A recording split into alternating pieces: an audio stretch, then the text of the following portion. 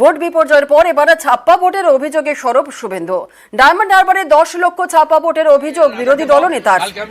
বুথের ভেতরে থাকা ওয়েব কাস্টিং এর ক্যামেরা ঘুরিয়ে ছাপ্পা ভোট দেওয়া হয়েছে বলে দাবি শুভেন্দু অধিকারী। শুধু তাই নয়, কেশপুরেও ছাপ্পা ভোটের অভিযোগ তোলেন শুভেন্দু অধিকারী। ডায়মন্ড হারবার কেশপুর মডেল ছাপ্পা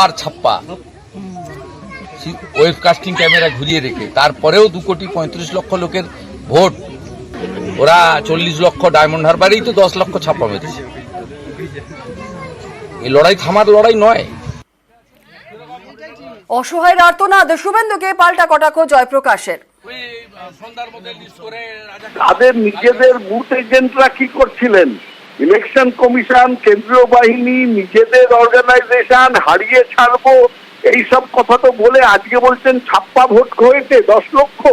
এই যে ওয়েব কাস্টিং, সেটা কে দেখেছে? মুখ ওপরে করে কেউ থুতু ছড়ে শূন্যে, সেটা মুখের ওপরেই পড়ে। তা সেটাই হয়েছে শুভেন্দু অধিকারীর। বললাম তো, পরাজিতের আর্তনাদ।